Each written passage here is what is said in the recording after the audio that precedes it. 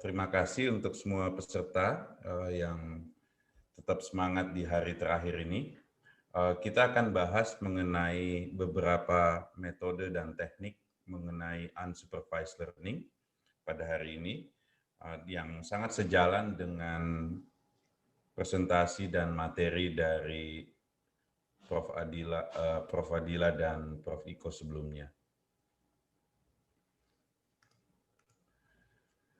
Kita akan bahas dari pengenalan konsep, setelah itu kita akan belajar beberapa teknik yang nanti bisa diimplementasikan dengan menggunakan Orange. Kita juga akan menunjukkan beberapa demo untuk maaf Pak, suaranya kok kecil ya Pak? Kecil ya? Ya. Kita juga akan menggunakan beberapa demo untuk menunjukkan how it works setelah sesi konseptual. Oke, kita masuk ke konsep unsupervised learning task. Jadi dalam machine learning klasik itu ada 3 paradigma besar. Yang pertama adalah supervised learning, tadi juga sudah dijelaskan sedikit oleh Prof. Adila. Yang kedua adalah unsupervised, yang ketiga adalah reinforcement learning. Supervised learning itu dimulai dengan kondisi kita memiliki data dan juga label.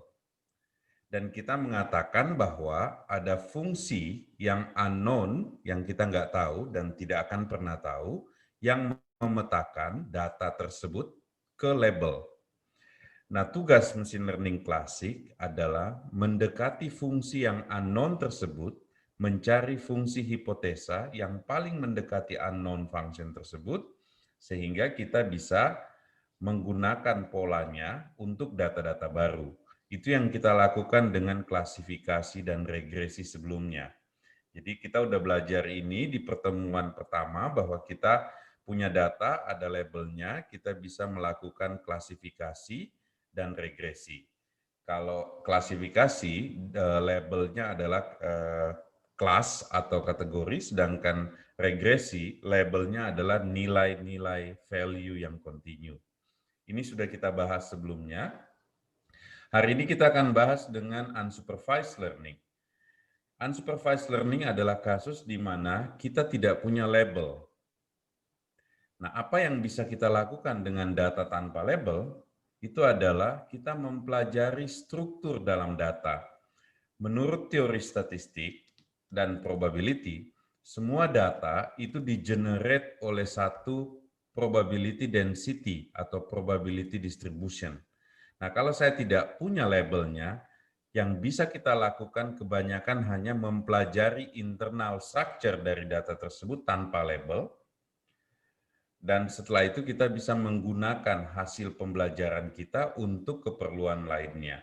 Jadi biasanya tugas utama kita di unsupervised learning ini itu adalah kita mengeksplor data, baik itu mengeksplor probability density yang menghasilkannya, ataupun mengeksplor struktur-struktur intrinsik di dalamnya.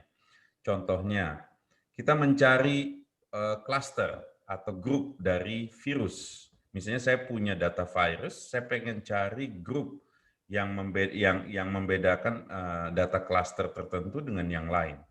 Selain itu juga contoh case yang lain di medical, misalnya saya punya berita tentang COVID, dan saya pengen meringkas atau summarize berita-berita tersebut ke dalam kategori-kategori tertentu. Selain itu contoh lain, misalnya sequence extrapolation di dalam cancer prediction. Jadi kalau sebelum saya melakukan prediction, saya melakukan clustering dulu untuk melihat apakah ada grup-grup dari cancer yang ada di dalam data kita. Dan banyak sekali task-task di dalam machine learning, baik yang supervised maupun reinforcement learning, itu nantinya akan menggunakan unsupervised sebagai intermediary step. Jadi sebelum melakukan klasifikasi, misalnya kita perform dulu unsupervised task. Contoh misalnya dimensionality reduction yang akan kita bahas hari ini, seperti PCA, LDA, dan lain-lain, dan juga clustering. Paradigma terakhir, dan ini yang paling sebenarnya paling mendekati bagaimana kita belajar sebagai human being itu adalah reinforcement learning. Jadi reinforcement learning adalah secara core-nya itu adalah bagaimana kita belajar mengambil keputusan yang sekuensial. Jadi beberapa keputusan saya ambil berdasarkan input dari environment sehingga saya bisa memaksimalkan final reward. Dan di setiap kegiatan kita as a human being biasanya itu yang kita lakukan, bahwa kita memaksimalkan reward dengan cara mengambil keputusan sekuensial berkali-kali dan belajar dari environment. Ini teknologi ini yang dipakai banyak di misalnya seperti self-driving car. Self-driving car banyak mengimplement reinforcement learning model, dan juga kalau untuk konteks medical, ini juga banyak sekali diimplement di modeling data medical, baik untuk clinical data maupun untuk medical record misalnya, atau pelayanan dan lain-lain. Kita tidak akan membahas reinforcement learning di course ini, tapi saya berharap sekali bahwa kita dengan IMERI itu akan punya final closing course mengenai reinforcement learning mungkin di tahun ini. Dan tadi juga di sesi Prof. Fadila itu sudah dijelaskan dikit tentang deep learning. Jadi pada dasarnya machine learning klasik dan deep learning itu adalah tools atau method yang dipakai untuk learning task. Deep learning berbasis neural network, sedangkan machine learning klasik itu berbasis banyak method lainnya seperti SVM, kayak support vector machine, radial basis function, atau linear model yang kita udah pelajarin sebelumnya. Saya pengen menunjukkan sedikit tentang seberapa banyak machine learning task yang ada. Jadi ada satu website, ini namanya Papers with Codes. Ini dibuild oleh Facebook. Ada engineer dari Facebook mengelompokkan semua task. Jadi yang disebut machine learning dan artificial intelligence adalah sebenarnya kemampuan komputer untuk melakukan tugas-tugas sederhana seperti medical imaging, medical image segmentation misalnya. Di sini ada contoh tasknya. Ini kalau dibuka nanti bisa lihat another task, medical image segmentation. Ini yang paling banyak dilakukan di medical so far adalah medical imaging segmentation. Misalnya seperti brain tumor segmentation, brain segmentation, retina, dan lain-lain. Ini kalau lihat di sini nanti bisa lihat cek papernya, bisa cek model-model terkini dan dataset apa yang dia pakai. Mereka juga menyediakan folder dataset, ini yang akan kita provide juga dengan IMERI, seperti yang tadi Prof. Iko sampaikan pagi tadi. Jadi semua data-data yang dipakai untuk riset akan kita kumpulkan dalam satu rumah data, portal Mahadata dari IMERI. Nah, tapi website ini itu sangat bagus untuk menjelaskan state of the art dari semua tugas-tugas sederhana tadi untuk medical. Untuk medical itu sendiri sekarang udah ada sekitar 203 task ya. Dan ini terbagi yang supervised, unsupervised, dan reinforcement. Seperti drug discovery mungkin bisa pakai reinforcement learning, ECG, medical diagnosis, COVID diagnosis, ini semua total banyak sekali tas-tasnya dan dia menunjukkan paper-paper yang related terhadap itu. Nanti pada saat lihat papernya itu pasti akan ada metode machine learning klasik ataupun metode-metode yang berbasis deep learning. Oke, mengenai unsupervised learning yang akan kita pelajari hari ini, seperti tadi saya sampaikan bahwa kita punya data, hanya data itu aja, kita tidak punya labelnya. Apa yang bisa kita lakukan dengan itu? Nah, ini Jan LeCun pernah mengatakan bahwa kebanyakan manusia dan animal itu belajar secara unsupervised. Jadi tidak ada labelnya waktu kita belajar pertama waktu kita kecil. Tapi unsupervised learning juga harus ditingkatkan menjadi reinforcement learning, di mana kita bisa belajar dari environment untuk membuat sequence of decision agar reward yang kita terima pada akhirnya itu maksimal. Mudah-mudahan sudah terbayang konsep dari unsupervised learning, di mana kita nggak punya label, yang kita lakukan adalah meneliti struktur dari data di dalamnya. Kita akan lanjut dengan teknik-tekniknya. Oke, so kita akan belajar teknik yang disebut dimensionality reduction. Sebelum kita mempelajari method dan tekniknya, kita lihat dulu permasalahannya. Di gambar yang kurva yang merah ini, sumbu X adalah dimensionality, sumbu Y adalah performance dari machine learning, baik yang classical machine learning maupun deep learning itu tetap sama dengan tetap sama polanya dengan ini. Seperti kita ketahui bahwa kalau deep learning itu features-nya banyak sekali karena dia menggunakan neural network. Tapi machine learning klasik itu features-nya bisa kita pilih atau kita seleksi sebelum kita menggunakan machine learning klasik. Nah, tapi menurut teorinya, dan ini teori curse of dimensionality, ini seperti udah law ya, dalam hukum di dalam teori machine learning, bahwa performance dari machine learning atau deep learning itu sebenarnya dengan banyaknya dimensionality, itu tidak naik seterusnya. Di awal dia naik sampai satu nilai optimum, which is unknown, tidak ada yang tahu berapa sih nilai dimensi atau fitur yang kita butuhkan. Setelah itu dia justru berkurang atau menurun, ya. Jadi ini setiap AI modeler itu harus paham mengenai konsep curse of dimensionality ini agar supaya waktu memodelkan suatu data kita tidak berpikir untuk memperbanyak fitur. Justru kita mencari jumlah fitur optimal. Oke? Tentu saja itu tidak trivial, karena misalnya saya mau deteksi cancer, misalnya dengan 100 fitur awal, kita nggak tahu di posisi mana akurasinya paling bagus atau performance-nya paling bagus. Dan ini juga terkait dengan semakin besar dimensi, semakin besar data yang kita butuhkan. Ya. Jadi misalnya saya misalnya punya data simple seperti gambar sebelah kanan ini, ya. Datanya misalnya di 2 dimensi kita susah untuk memisahkan gitu. Ya, kita harus nyari kurva nonlinear untuk memisahkan merah, hijau dan biru. Tapi ternyata kalau kita turunkan dimensinya itu justru lebih cepat kita mendapatkan pemisahannya merah, hijau dan biru.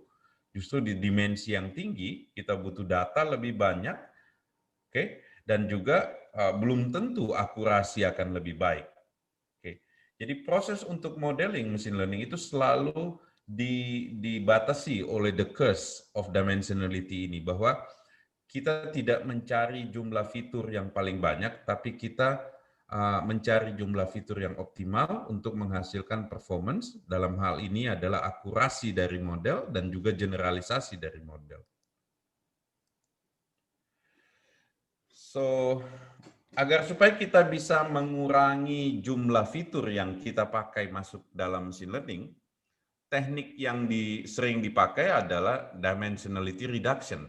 Jadi dari raw data, itu biasanya kita normalize dulu, setelah itu kita masukkan ke dalam teknik-teknik dimensionality reduction, seperti manifold learning, PCA, ISOMAP, LLA, TSNE, dan lain-lain. Setelah itu baru kita masukkan ke dalam classifier, seperti nearest neighbor, atau KNN, dan classifier lainnya, seperti SVM, ataupun neural network. Jadi objektif untuk dimensionality reduction ini adalah bagaimana kita mereduksi jumlah fitur. Contoh misalnya, ini ada vektor X, ini fitur awal. X di sini bisa nilai numerik, bisa categorical. X di sini adalah fitur, jumlah fiturnya N. Oke. Nah, yang disebut dimensionality reduction itu adalah bagaimana kita mereduksi jumlah fiturnya, misalnya ke K, dari N ke nilai K, dengan teknik-teknik yang firm ya, secara technicality, bukan dengan asumsi kita bahwa ini nggak penting, ini penting, ini nggak penting. Dengan domain expertise kita, itu bisa jadi kita sangat bias. Jadi sebaiknya justru kita menggunakan teknik-teknik yang bisa mereduksi bias kita pada saat kita memilih features. Bisa dikategorikan bahwa dimensionality reduction ini bisa terdiri dari dua, di mana kita extract features-nya dan juga kita select. Select ini diharapkan untuk sedikit sekali kita lakukan, karena ini yang menurut yang tadi saya sebut, kita menggunakan domain expertise. Misalnya kita mengatakan bahwa X ini tidak terlalu penting, mungkin X-nya kita buang aja. Nah, diharapkan itu sedikit compare to features extraction. Features extraction yang akan kita bahas lebih banyak pada sesi kali ini. Jadi bagaimana kita mencari fitur-fitur baru dengan menggunakan fungsi mapping F yang memetakan X ke Y. Contoh misalnya Y1 sama dengan X1 tambah X2. Nah, itu fungsi mappingnya atau features extraction-nya adalah fx-nya adalah X1 tambah X2. Features extraction ini biasanya kalau secara formal itu kita akan define dulu bahwa kalau saya punya features awal X, saya akan bikin features yang kedua Y, yang elemen-elemennya lebih kecil. Jadi K-nya ini lebih kecil dari jumlah N. Bagaimana kita melakukannya? Dari existing X, kita akan mencari fungsi pemetaan F yang memetakan X ke Y. Oke, dari sisi matematik itu digambarkan dengan gambar sebelah kanan ini bahwa ada fungsi F yang memetakan X ke Y. Tapi kalau lihat di sini adalah vektor, ya, kita anggap ini vektor X, maka fungsi F harusnya adalah matriks karena ujungnya adalah vektor, ya kan? Misalnya ini adalah vektor 1, kolomnya 1, barisnya N. Artinya matriks T itu harusnya adalah matriks dengan jumlah kolom K dan N. Sehingga kita bisa menghasilkan matriks yang matriks Y sebagai hasil. Nah, ada banyak sekali method untuk melakukan proses ini terhadap features yang kita punya saat ini. Tapi kalau kita lihat secara general, apa yang dilakukan oleh method-method untuk mendefine T atau F ini, itu adalah yang pertama dia meminimize information loss. Jadi problem statement-nya itu seperti ini.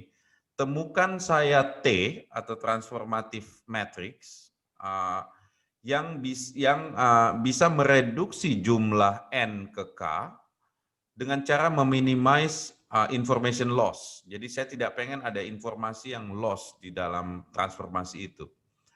Yang kedua adalah teknik yang berbasis memaksimalkan discriminatory information. Karena ini biasanya yang untuk discriminatory information ini biasanya untuk kasus-kasus klasifikasi. Bahwa waktu kita lakukan transformasi, kita pengen memaksimalkan hasil klasifikasinya. Jadi kita pengen cari dimensi yang lebih kecil, yang tadinya N, jumlah dimensinya, itu menjadi K, tapi dengan hasil klasifikasi yang lebih baik.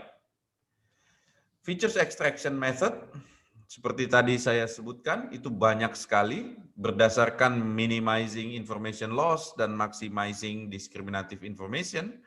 Itu akan banyak sekali fungsi, tapi ada fungsi yang sering sekali digunakan, ya terutama dengan menggunakan linear features extraction. Jadi dia pakai linear features. Yang sering digunakan adalah PCA, Principal Component Analysis, dan Linear Discriminant Analysis. Selain itu juga banyak metode lainnya seperti Independent Component Analysis, Projection Pursuit, dan juga Dimensional Manifold. Tidak semua akan mampu kita pelajari hari ini, jadi kita pilih beberapa. Kemarin dengan diskusi dengan tim panitia kita memilih PCA dan manifold, teknik manifold. Jadi ada beberapa yang kita skip, tapi saya sangat berharap bahwa peserta punya curiosity yang cukup tinggi untuk melihat teknik-teknik ini, karena dalam data modeling kita akan selalu ketemu proses features extraction ini untuk mendapatkan akurasi. Jadi sebaiknya ini jadikan seperti tools, dan tools itu selalu kita pengen toolsnya banyak ya. Jadi bukan cuma single tools untuk satu problem, tapi kita pengen multi tools. Jadi saya berharap bahwa setelah sesi ini, sesi keempat ini, semua masih terus belajar untuk mengeksplor teknik-teknik lainnya seperti LDA, ICA, dan juga teknik-teknik manifold lainnya. Nah, untuk pertemuan kita yang ini, kita akan fokus ke prinsipal komponen analisis. Yang dilakukan oleh PCA, misal itu adalah carikan saya space yang lebih kecil. Kalau saya sebut space itu kayak ruang ya, jadi kayak misalnya ruang reality kita sekarang 3 dimensi, X, Y, dan Z ya. Kalau saya mau lakukan klasifikasi di ruang 3 dimensi, itu terlalu sulit. Saya butuh turun ke ruang 2 dimensi, agar supaya klasifikasi saya lebih cepat dan lebih akurat. Kira-kira itu yang dilakukan oleh PCA, yaitu mencari proyeksi yang bisa tetap tanpa kehilangan information loss ya. Jadi tidak ada information loss dengan cara mencari subspace atau ruang yang lebih kecil di mana klasifikasi bisa terjadi dengan tetap akurat. Ini yang akan dibahas selanjutnya dan saya akan serahkan ke Pak Junaidi Lafadil atau Pak Nedi untuk melanjutkan diskusinya. Silakan Pak Nedi. Ya, terima kasih. Saya izin share screen ya.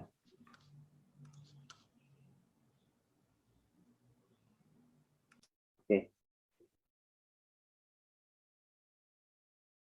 Ya, terima kasih Pak Risman. Seperti yang sudah diintroduksi sama Pak Risman ya, bahwa kali ini kita akan membahas tentang dimensionality reduction, di mana inti dari dimensionality reduction adalah kita ingin melakukan pemotongan gitu ya, atau menghilangkan beberapa fitur yang dianggap dalam tanda petik itu kurang punya important yang tinggi gitu ya, sehingga tidak begitu membantu ketika kita melakukan analisa atau kita teruskan kepada machine learning atau classifier yang lain, gitu kira-kira. Nah, kali ini kita akan membahas tentang salah satu metode di dimensionality reduction adalah principal component analysis nanti, dan nantinya kita akan juga masuk ke manifold learning yang lebih brief aja ya. Kita akan bahas lebih di principal component analysis. Oke, untuk PCA sendiri, tujuan utama dari PCA adalah melakukan ekstraksi fitur-fitur yang penting, yang kemudian bisa jadi kita akan juga bisa arahkan si PCA ini untuk menjadi sebuah model compression gitu ya. Compression, kenapa compression? Compression itu lebih kayak dimensionality reduction juga ya. Jadi kita, misalkan kita punya data, punya model gitu ya. Ketika kita punya fitur yang lebih sedikit, maka modelnya juga akan semacam seakan-akan akan terkompres gitu ya, lebih kecil gitu ya, kira-kira ya. Kira-kira seperti itu. Kemudian PCA sendiri atau dimensionality reduction yang lain juga kita bisa anggap atau kita bisa lihat sebagai sebuah metode trade-off ya, antara kecepatan dan akurasi, biasanya begitu. Karena kalau kita lihat sendiri,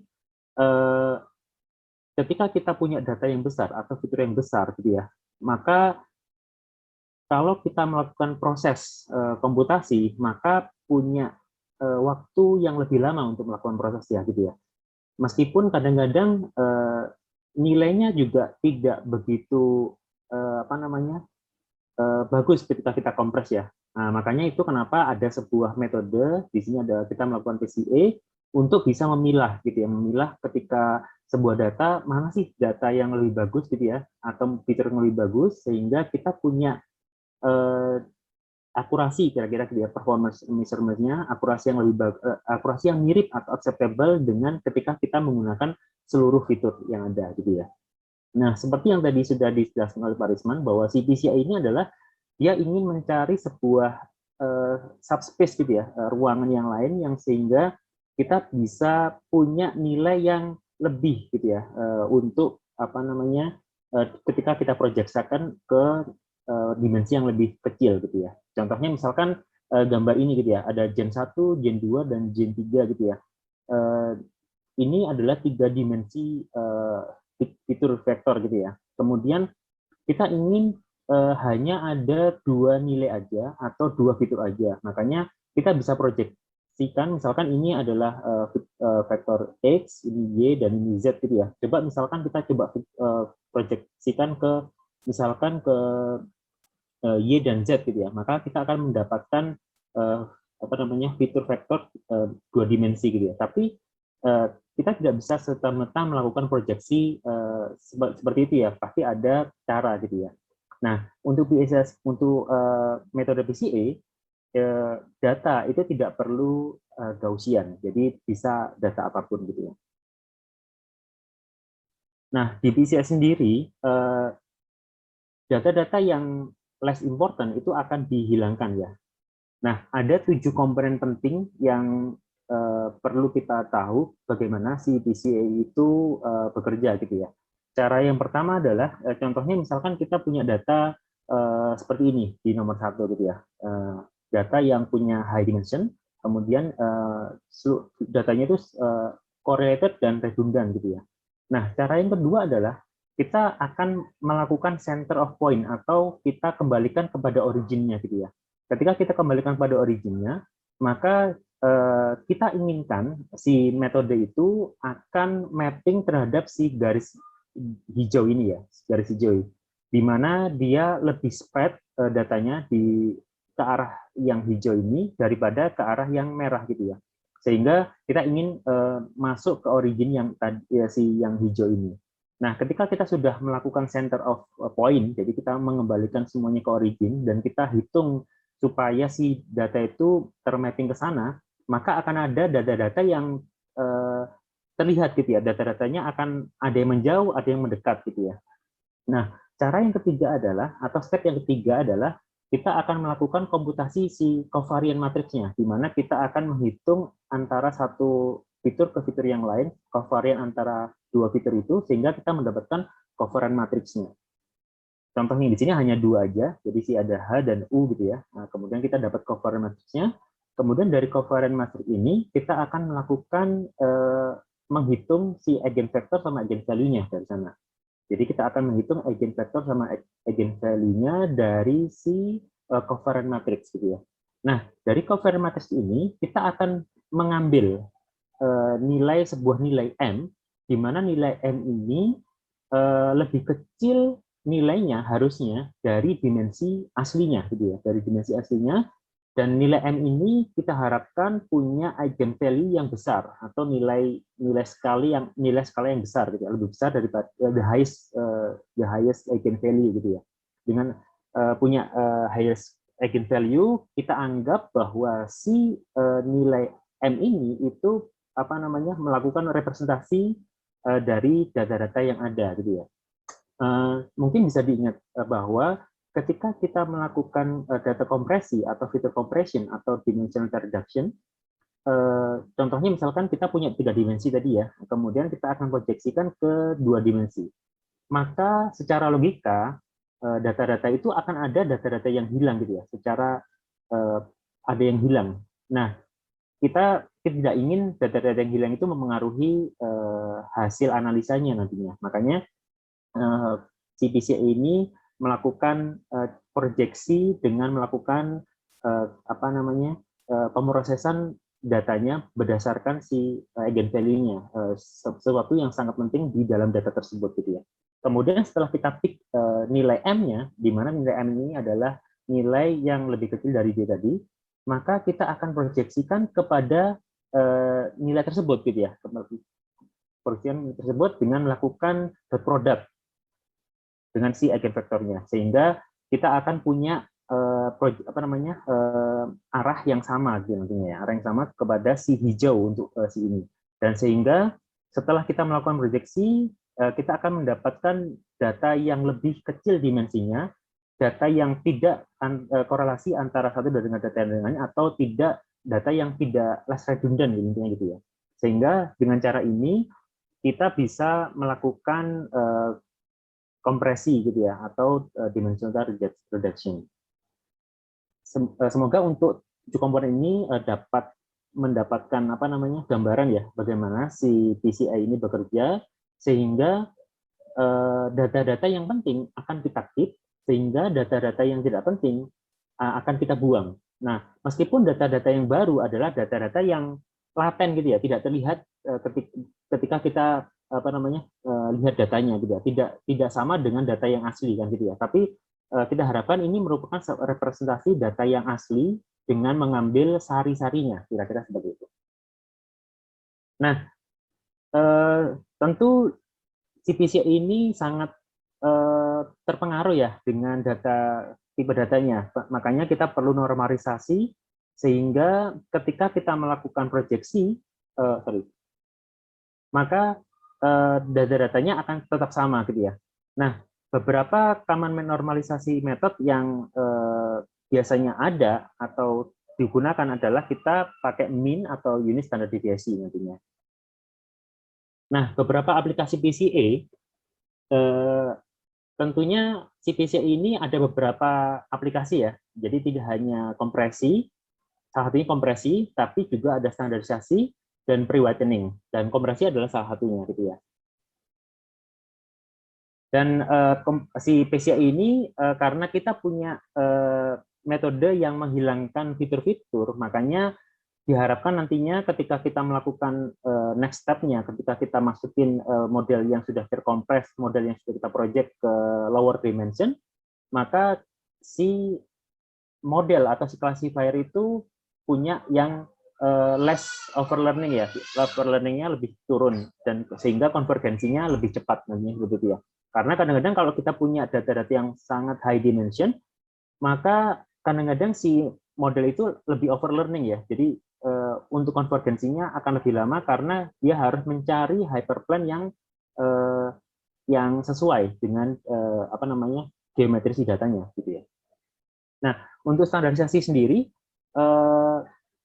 biasanya input factor itu sesuatu yang heterogen gitu ya. Ada yang tipe datanya A, tipe datanya B, tipe datanya C, kemudian untuk misalnya contohnya si pasien di hospital gitu ya, ada umur yang tipe datanya adalah angka, tahun gitu ya, ada resting pulse biasanya beat per minute, kemudian ada body temperature itu tipe datanya adalah degree, kemudian contohnya di pattern recognition itu ada standarisasi yang metodenya berbagai macam gitu ya di sana ya. Kemudian yang kedua adalah pre-whitening. Pre-whitening ini mirip tadi sama sudah disebutkan bahwa si pre-whitening ini ingin mencari data yang sehingga si datanya di decorrelated ya. Pertamanya correlated menjadi decorrelated sehingga kita bisa melihat datanya lebih bagus lagi. Jadi data yang correlate tadi kita hilangkan, kita hitung melalui standar deviasinya. Kemudian contohnya si data yang ini ya. Jadi pertamanya ini kita punya original data, kemudian kita melakukan normalisasi atau pre-whitening tadi dengan mean dan standar deviasi sehingga kita bisa memisahkan. Jadi sebelumnya data yang tidak terpisahkan kita bisa pisahkan dengan metode ini. Atau si PCA ini salah satu konsep di PCA adalah pre-whitening sehingga kita bisa memisahkan datanya lebih bagus gitu ya. Kemudian yang ketiga compression ya tadi ya, sesuai yang sudah disebutkan. Contohnya misalkan kita punya gambar 28x28 gitu ya. Nah, kalau 28x28 kita masukkan ke sebuah metode atau model, maka dia akan punya input node sebanyak 784 byte gitu ya. 784 byte gitu ya. Nah, meski kita nggak ingin 784 byte karena 784 byte misalkan kita inputkan ke sebuah device itu terlalu besar gitu ya. Maka kita ingin mentransmit atau mereceive ketika kita masukkan itu ke sebuah model, kita ingin hanya prinsipal komponennya aja atau identifier-nya aja yang kita kasih gitu ya, sesuatu yang penting dari sebuah data itu. Maka yang kita bisa kirim adalah misalkan satu projection itu 8 byte gitu ya. Jadi bukan 28 atau 724, kita 8 byte. Kemudian kita punya sebuah M scalar atau nilai M yang nilai M-nya itu kita bisa gunakan sebagai knob atau setting ya gitu ya. Kita bisa atur-atur nilainya supaya kita lihat mana yang M yang lebih bagus gitu ya. Contohnya ini originalnya kita punya, tentu kalau M-nya 1 hasilnya tidak akan banyak informasi yang loose ya, informasi yang hilang. dengan semakin banyak M-nya, semakin banyak nilai informasinya, maka semakin sama dengan originalnya. Tapi kita tidak ingin gitu ya, makanya kita perlu nilai M ini supaya kita bisa tune parameternya, sehingga kita dapatkan nilai M yang paling cocok, yang nilainya mirip dengan nilai si data ketika kita masukkan data originalnya. Nah, ada sebuah paper ini tentang health service example ya, sebuah paper titelnya Using Principal Component Analysis untuk Identify Priority Neighbor for Health Service Delivery by Ranking Socioeconomic Status ya. Paper ini kalau nggak salah tahun 2016, dia menggunakan sebuah data sosioeconomic status gitu ya. Kemudian data ini datanya banyak gitu ya, datanya banyak. Jadi mereka melakukannya di Ontario, di Kanada kalau nggak salah ya, di Ontario. Kemudian datanya yang diambil adalah data tahun 2005, tahun 2006, dan tahun 2017. Kemudian mereka melakukan PCA di dalamnya, PCA, sehingga mereka mendapatkan beberapa parameter saja, beberapa fitur saja dari keseluruhan data. Tentunya PCA ini digunakan untuk reduksinya aja ya, digunakan untuk reduksinya aja. Kemudian mereka melakukan classifier gitu ya. Nah, mereka juga membandingkan hasil dari ketika mereka menggunakan PCA dan tanpa menggunakan PCA, ternyata nilainya itu mirip gitu ya, masih acceptable dan masih close gitu ya, dengan ketika mereka mempunyai menggunakan data yang keseluruhan gitu ya. Nah, kita bisa dilihat di sini bahwa ketika kita menggunakan PCA, it work gitu ya. Kita punya less computation, kita punya nilai yang mirip dan acceptable dibandingkan dengan basisnya ketika kita menggunakan data yang banyak gitu ya. Jadi kita punya bisa mendapatkan hasil yang lebih cepat dan lebih kurang lebih sama dengan ketika kita menggunakan data yang semuanya gitu ya. Nah, contoh lain adalah paper ini yang diimplementasikan di clinical image segmentation. Mereka menggunakan paper detailnya adalah automatic clinical image segmentation using pathological model PCA and SPM. Nah, tentu kalau kita berhubungan dengan data-data image, maka pasti datanya besar gitu ya. Tadi sudah sempat disebutkan bahwa ada 28x28 gitu ya. Biasanya kita di data science lab gitu ya, kita punya namanya MNIST gitu ya. MNIST itu 28x8, itu image-nya sangat kecil sekali gitu, 28x8 itu ya.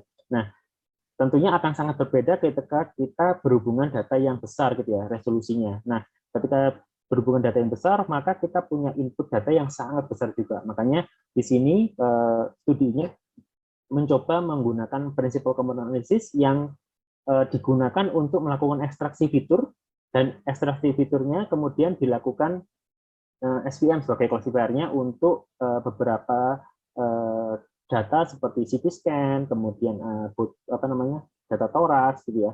Yang CT scan-nya ada yang 2D, dan 3D juga di data-data dental gitu ya. Nah, hasilnya juga cukup promising gitu ya, ketika mereka menggunakan PCA sebagai salah satu metode untuk melakukan reduksi komputasi, karena data-data yang digunakan adalah data-data yang important ya, daripada data-data yang less important akan dibuang atau kita melakukan proyeksi ke lower dimension. Nah, di sini saya juga sempat mencoba untuk menambahkan salah satu metode lagi yang lain untuk dimensionality reduction gitu ya. Tadi ada PCA, sekarang saya mencoba untuk memperkenalkan namanya TSNE ya. TSNE ini sangat berkembang banyak si metode ini ketika adanya deep learning gitu ya. Nah, ketika ada deep learning, kemudian TSNE ini muncul gitu ya. Nah, si TSNE ini itu merupakan nonlinear dimensionality reduction ya, salah satu metode yang harusnya lebih robust daripada PCA untuk yang sekarang gitu ya. Tapi PCA tetap metode yang sangat populer gitu ya, sangat populer dan banyak bisa digunakan untuk berbagai macam hal. Salah satunya untuk melihat perpindahan atau subspace gitu ya, datanya di mana, arahnya kemana gitu ya. Untuk TSNI sendiri, dia lebih robust ketika berhubungan dengan apa namanya outlier gitu ya. PCA tidak, karena PCA hubungannya sama geometri, maka ketika ada sebuah outlier yang tidak di remove atau tidak belum dinormalisasi hubungannya dengan data gitu ya, maka si PCA itu akan ngikut gitu ya, akan terpengaruh. Nah, si TSN ini less likely untuk apa namanya terpengaruh dengan outlier. Kira-kira seperti itu. Nah, TSN ini juga ada di apa namanya Orange sebagai salah satu alternatif bagi bapak-bapak, ibu-ibu profesor untuk menggunakan ketika ingin melakukan visualisasi. Karena seperti yang kita tahu, ketika kita punya data yang lebih dari 3 dimensi dan kita pingin untuk melakukan visualisasi, maka hal itu tidak bisa tidak bisa diimplementasikan gitu ya. Maka perlu dilakukan dimensionality reduction, yang si dimensionality reduction itu diharapkan punya struktur atau punya geometri yang mirip ketika kita menggunakan data yang sesungguhnya gitu ya. Nah, si TSN ini salah satu yang bisa dipergunakan. Nah, untuk TSN sendiri kelemahannya dia punya komputasi yang lebih besar ya daripada si PCA, karena PCA lebih light gitu ya. Tapi untuk robustnya TSNI most likely lebih robust daripada PCA untuk yang outlier. Nah, ini ada sebuah paper yang menggunakan TSNI sebagai salah satu metodenya dia untuk melakukan penggambaran atau visualisasi di human genetic data. Tadi sempat sudah disebutkan oleh Dr. Fadila tentang gene gitu ya, human gene kalau nggak salah ya. Nah, ini paper ini membahas apa namanya visualisasi di sana. Dia juga membandingkan dengan PCA dan TSN itu lebih robust ya. Meskipun ini lebih ke medical, tapi banyak juga paper-paper yang lain juga membahas tentang komparasi antara TSNI dan PCA juga mendapatkan hasil yang sama gitu ya. Maka kalau ada outlier, maka PCA lebih less likely robust, TSNI lebih bagus ketika ada outlier. Kira-kira seperti itu. Nah, saya masuk ke manifold learning ya. Nah, apa itu manifold learning ya? Manifold learning itu adalah sebuah pendekatan gitu ya. Pendekatan ini mirip sama dimensionality reduction juga, bukan mirip ya, tapi salah satu dari dimensionality reduction. Nah, manifold learning itu kalau dibilang apa sih manifold gitu ya? Manifold itu ketika kita punya data, mungkin yang ini lebih enak. Nah, ini manifold ya. Kita punya data yang nonlinear seperti ini ya. Nah, beberapa data yang bisa berhubungan atau bisa deal dengan nonlinear data, salah satunya adalah manifold learning gitu ya. Ketika kita punya nonlinear data, maka yang apa sih yang disebut dengan manifold? Manifold adalah sesuatu yang ketika si modelnya atau metodenya itu menggunakan komponen yang lokal gitu ya. Komponen lokal itu antara misalkan kita punya data ini ya, maka dia tidak menggambarkan data itu secara global. Global itu berarti dia akan menghitung satu poin dibandingkan dengan seluruh data di data tersebut gitu ya. Itu namanya global. Tapi manifold itu hanya membandingkan dengan lokal lokal desainnya dia gitu ya. Maka akan jadi seperti ini ya. Nah, ketika dia mempunyai korelasi satu data dengan bukan korelasi, hubungan satu data dengan data yang lain secara lokal, maka kita akan mendapatkan intrinsik geometrinya nanti jadinya, tidak ekstrinsiknya. Ketika kita menggunakan seluruh datanya, maka akan tergambar seperti ini. Dan ketika kita menggambarkan data itu secara global, maka kita tidak akan bisa mendapatkan strukturnya secara lebih bagus gitu ya. Ketika kita menggunakan manifold, maka hasilnya akan seperti ini, akan terlihat gitu ya. Nah, si manifold ini akan banyak atau sudah disediakan oleh Orange yang bisa kita gunakan juga. Beberapa metode yang bisa digunakan, misalkan isomap, kemudian ada MDS dan sebagainya. Nah, ini salah satu hubungan salah satu contoh dari isomap gitu ya. Isomap ini sendiri salah satu metode yang sangat robust ya. Papernya kalau nggak salah tahun 1900-an isomap ini masuk ke Nature karena salah satu metode yang breakthrough ya di sana saat itu ya, karena untuk bisa memproyeksikan dari sebuah nilai yang higher dimension ke lower dimension itu dia mampu juga dengan yang nonlinear gitu ya. Nah, nilai-nilai ini yang warna-warna ini ketika dia di higher dimension itu bisa sangat terproyeksikan dengan sangat baik seperti yang sekarang ini ya. Ini 3 dimensi, ketika diproyeksikan ke 2 dimensi, nilai warna-warnanya itu masih preserve gitu ya, masih terjaga dengan baik urutannya. Tidak ada yang merah ada yang masuk ke hijau atau merah masuk ke biru dan sebagainya, masih bisa terjaga. Nah, si isomap sendiri kalau misalkan papernya sempat dibaca nantinya, itu komponen-komponen atau fitur-fitur atau step-step si isomap sendiri itu sangat umum ya. Jadi pertama-tama adalah ketika dia satu nilai titik di sini, dia akan mencari KNN-nya ya. Kita sudah sempat membahas tentang KNN ya, K-nearest neighbor. Nah, K-nya di sini tentu perlu kita define ya, seberapa banyak sih neighbor yang lokalnya gitu ya, yang perlu kita define gitu ya. Setelah kita define, maka akan kita koneksikan gitu ya, contohnya seperti yang ini ya. Ini kita hitung neighbor-nya berapa, misalkan 3 gitu ya, maka kita akan terkoneksi titik ini dengan titik ini, titik ini dengan titik ini, titik ini dengan titik ini gitu ya. Ini sebagai satu koneksi. Nah, koneksi satu grup ini kita sebut sebagai manifold namanya itu. Makanya ini namanya manifold learning. Ketika lokal koneksi terhubung dengan lokal koneksi yang lain sehingga mendapatkan intrinsiknya gitu ya. Nah, setelah mendapatkan KNN-nya, maka dihitunglah shortest path-nya karena kita ingin mendapatkan intrinsiknya, maka kita perlu menghitung shortest path-nya gitu ya, si isomap itu ya.